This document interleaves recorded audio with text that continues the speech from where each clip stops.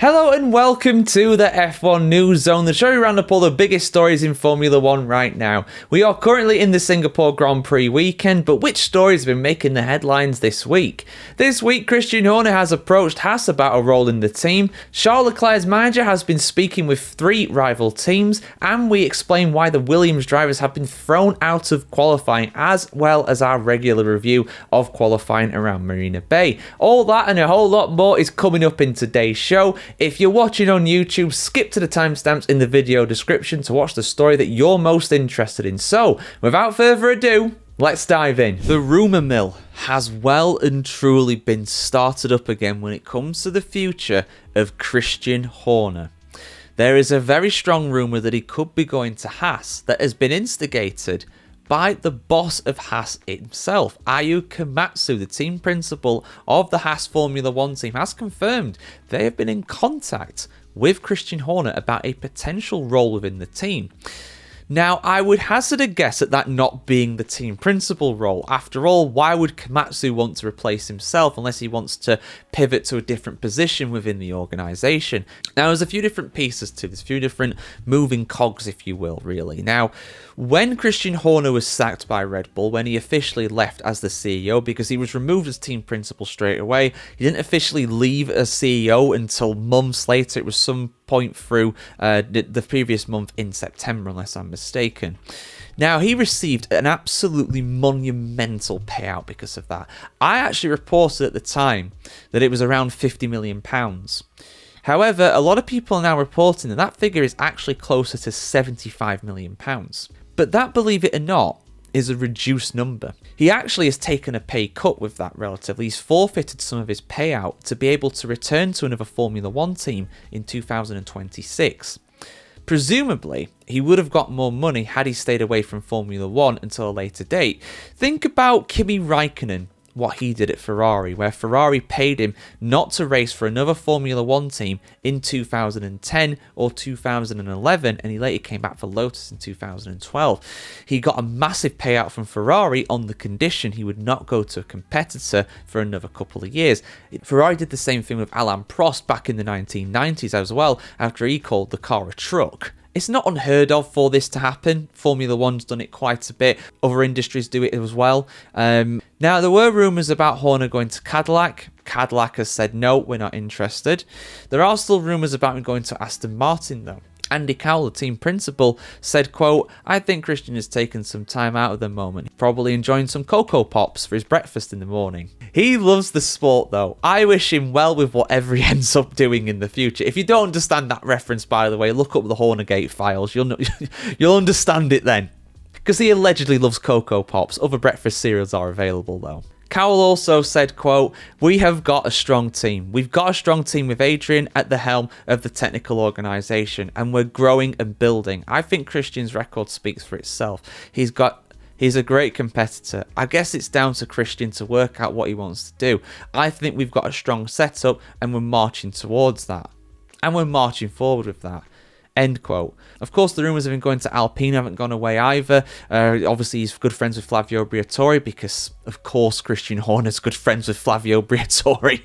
they've got some similar traits, allegedly. But let's talk about Haas, because this one's really come out of nowhere, to be honest with you. Here's what Haas team principal Ayuki Komatsu actually said, according to Sky Sports F1. Saying, quote, yeah, it is true that he approached us, Horner in this case. Then one of our guys had an exploratory talk. Before adding, I've got nothing more to say. Like I said, you write whatever you want. I'm not fueling that story. End quote. I love how he says he's not fueling that story despite absolutely dropping a bombshell there. So they've been talking to each other. You know, is he going to come back? Is he going to be a team principal? I don't know. I feel like Horner now, after being CEO of Red Bull Racing, I feel like he's going to want to be more than that. I feel like he's going to want to run it from even higher up in the boardroom or whatever. So, yeah, I mean, a lot of people are theorising that Horner will come back to F1, but will only do it if it's with a team that is wanting to go rags to riches, effectively. Haas is that. Alpine is that. Aston Martin relatively are that. I mean, they've been terrible for most of the last couple of years. I mean, they've got massive finances, huge ambitions. For me, the for me, the Aston Martin one makes the most sense still. From a financial point of view, they can afford him. And from a personnel point of view as well, Adrian Newey, Max Verstappen as well, potentially going there. You never know. It could happen in the coming years, although not for next year, of course. But yeah, I'm fascinated to see how this evolves, guys. This is the hot rumour right now in Formula 1. But what are your thoughts on it? Would Horner go to Haas? I don't know.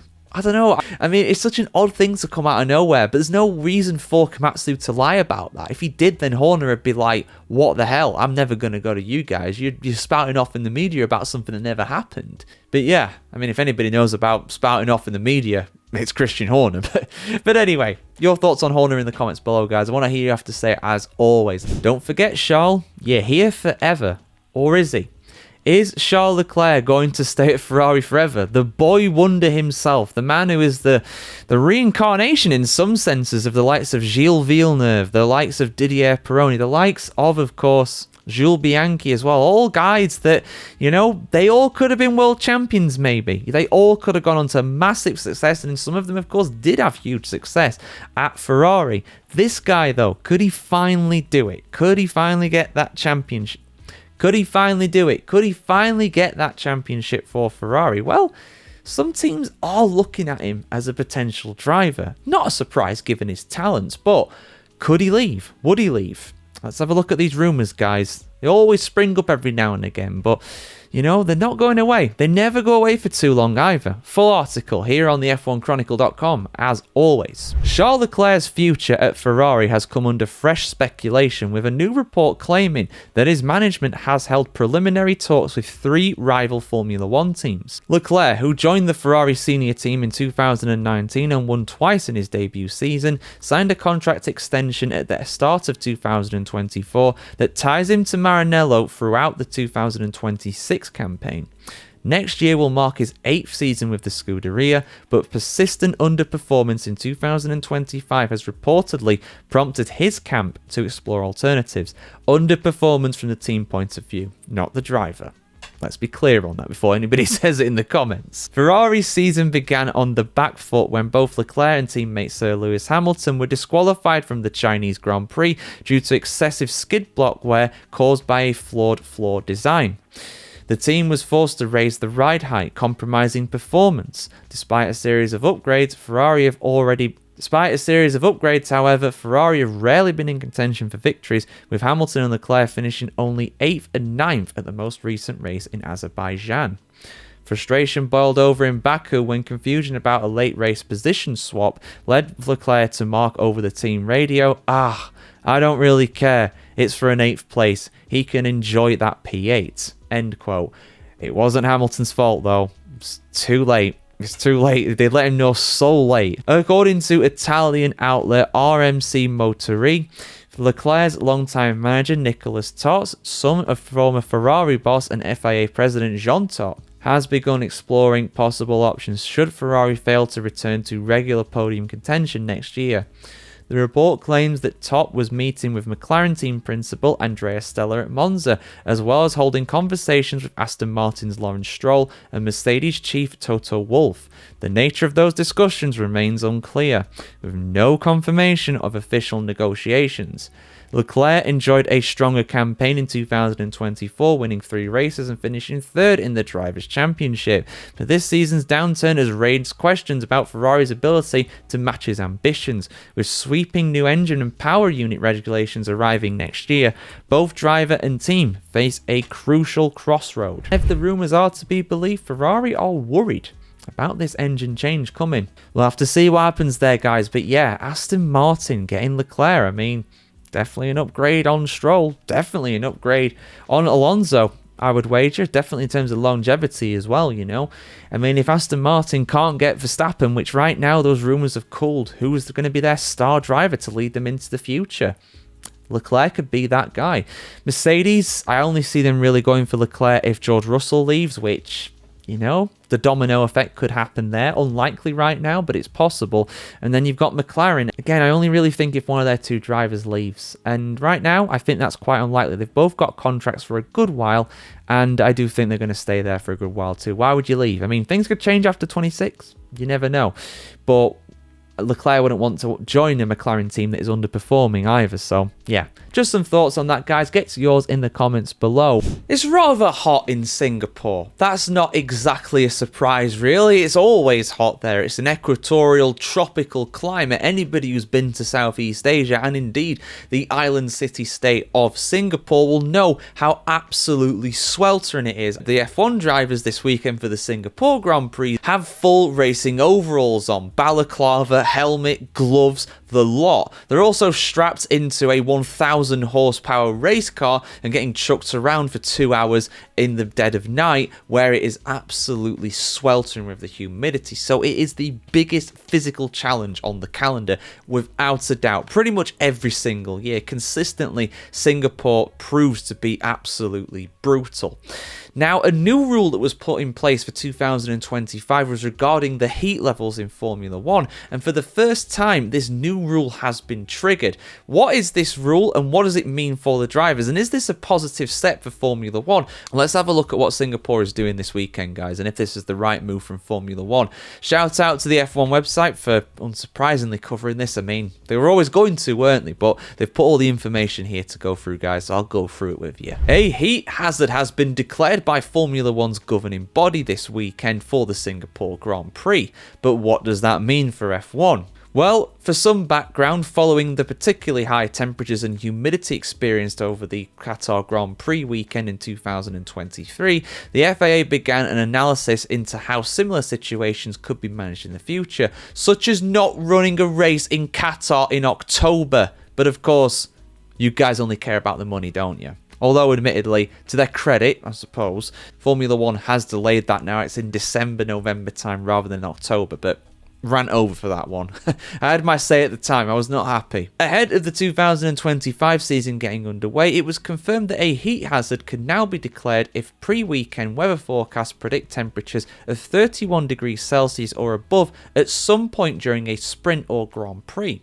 Teams are notified of the declaration by the FAA, as they have been in Singapore, and subsequently need to fit a driver cooling system. And of course, in Singapore, 31 degrees is not unheard of, but during the night time, that's actually pretty hot. That's a good few degrees hotter than it normally is. But on top of that as well, you've got the humidity, like I said, as well, and the fact that it's a relatively slow speed track as well. There's just no cooling really going on with that. So at some point during this weekend, it is predicted to be above 30 degrees Celsius and probably humidity around 70 or 80%, which means the heat index is like 40 degrees, even though it's nighttime. It's absolute insanity. But what is this driver cooling system? Well, several components are involved in this, including a pump, plumbing and thermal store, with cold fluid generated by the system delivered to the drivers through a special fireproof vest featuring various tubes.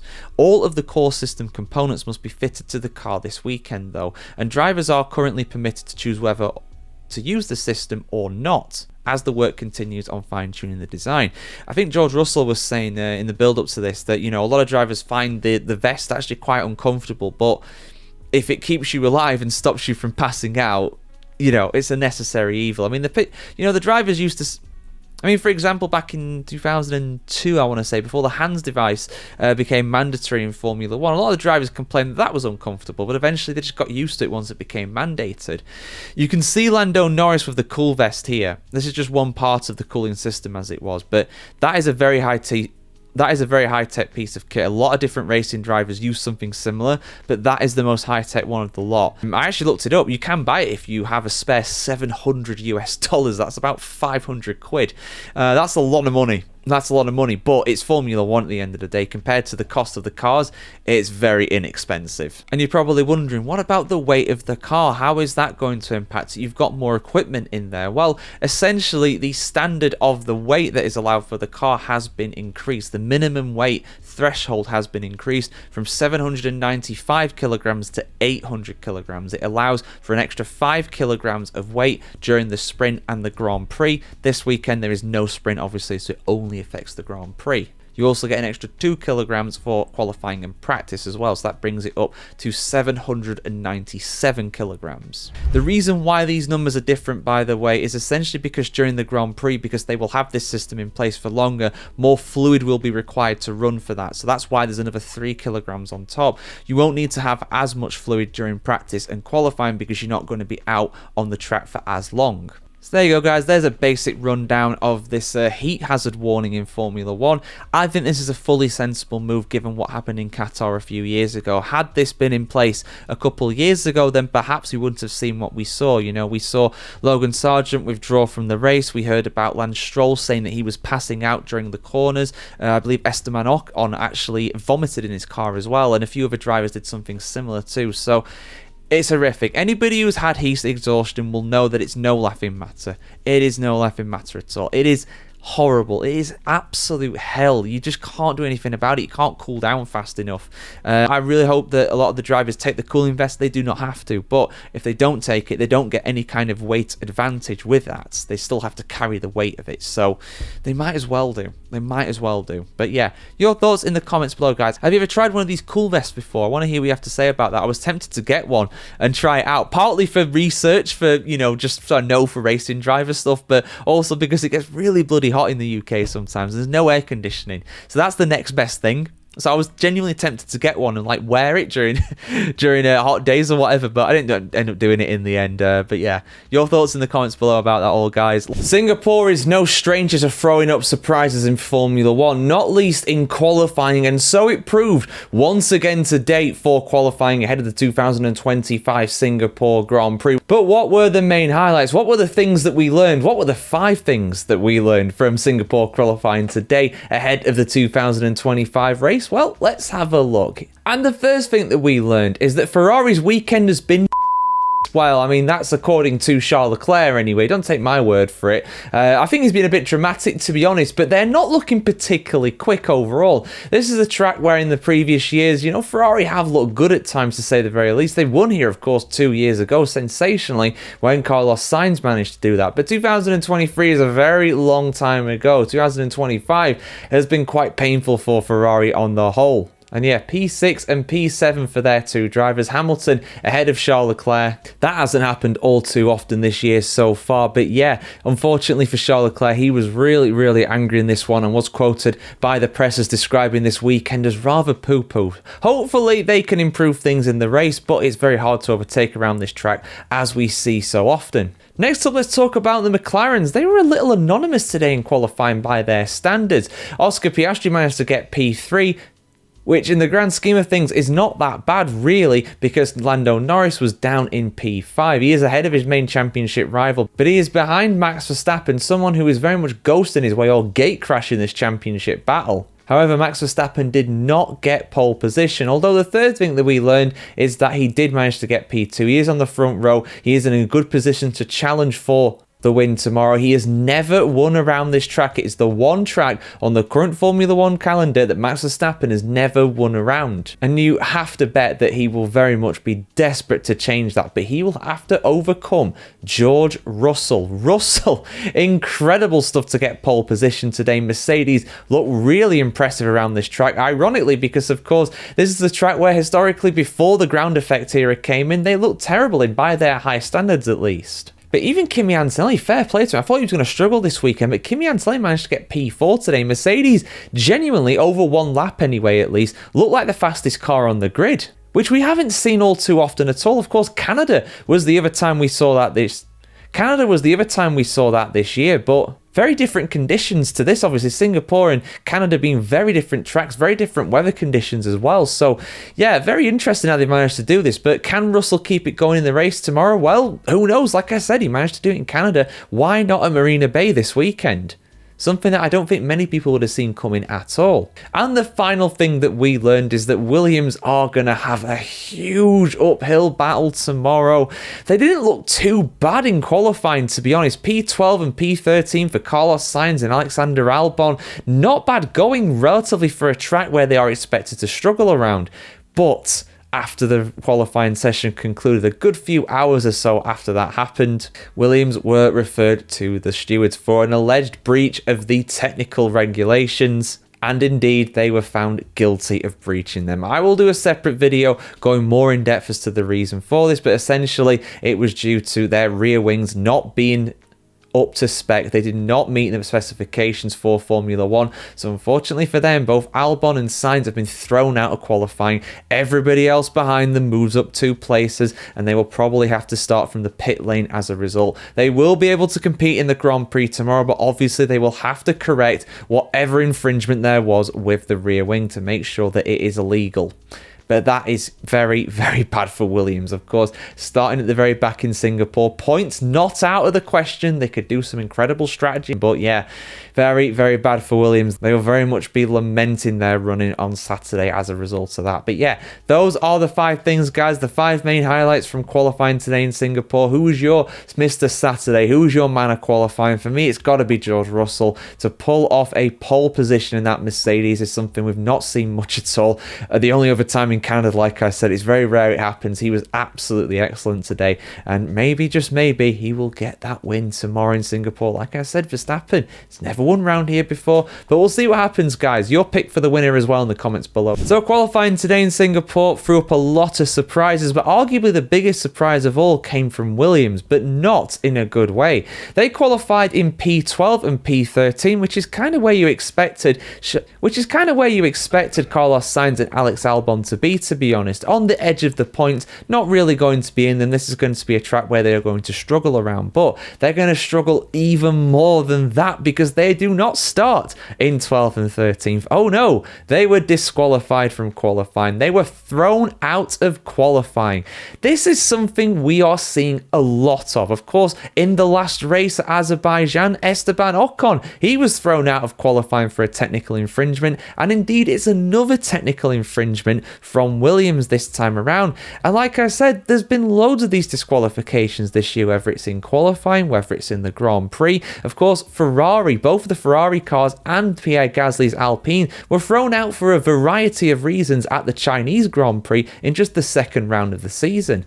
But what tripped up Williams? Was this the same problem with both cars? Well, yes, the exact same problem. I will show you the official technical documents from the FIA, but basically they're exactly the same. The only difference is that one is for car 55, Carlos Sainz, and the other one is for car 23, Alexander Albon. Now, if you read the actual technical documents that I just put up on the screen, they don't really go too in depth as to the reason why. They do say there is a certain area that is too large, but what is that area? For that, really, you should probably hear what Williams have to say on the matter, because their team principal, James Vowles, put out an official statement shortly after the fact. Williams said the following, quote, "During FIA scrutineering after qualifying, the rear wings on both our cars failed DRS slot gap checks. As a result, Alex and Carlos have been disqualified from qualifying for tomorrow's Singapore Grand Prix. This is bitterly disappointing for the team, and we are urgently investigating how this happened. At no point were we seeking a performance advantage, and the rear wings had passed our own checks early in the day. But there is only one measurement that matters, and we fully accept the FIA ruling." So they're not going to protest it. There's going to be no chance of that. They accept that they basically had a technical infringement. So essentially, the DRS slot gap, that is the area of the rear wing that opens up when you are opening it up to try and overtake. Obviously, this was in qualifying. They're not trying to overtake. They're trying to be as quick as possible in the DRS zones. The bigger the area that opens up on the rear wing, the more air is effectively allowed to pass through. The more drag is reduced, and therefore the faster you can go. So like everything with Formula 1 cars these days, this is actually regulated by the FIA. You are only allowed to open your rear wing slot gap over a certain distance. It cannot go above that distance. That is the 85 millimeters that they are referring to. So effectively, if you go over that, you get an advantage over the competition. Now, interestingly, it doesn't actually say anywhere what the distance was. It could literally be 85.1, or it could be 86 or something like that. It could be an absolutely minuscule amount. account when it comes to that. Now, the actual advantage that Williams will get from this, if it's only, say, a millimetre or a fraction of a millimetre, is extremely marginal. But at the end of the day, you have to draw a line in the sand. Everybody else plays by the same rules. Williams fully accept the decision. So it's kind of move on from there. It's more an internal issue now for Williams as to how this actually happened. Like they said, when they did their own scrutineering, because every single team is constantly scrutineering themselves to make sure they do not fall foul of the regulations. That's part of what free practice is for at the end of the day, to make sure the car holds up and that it's all legal and everything going into qualifying on Saturday.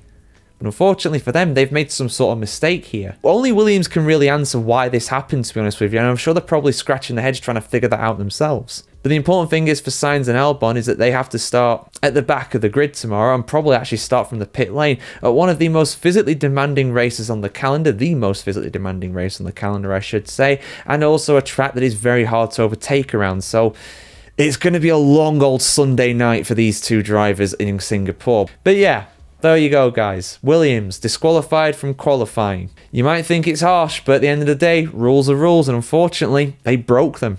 They didn't do it deliberately, but they broke them. It happens. Like, share, comment, subscribe, guys, if you want to see more of this. And of course, let me know who you think is going to win the Grand Prix tomorrow. Probably not one of the Williams, unfortunately, going off of today's results.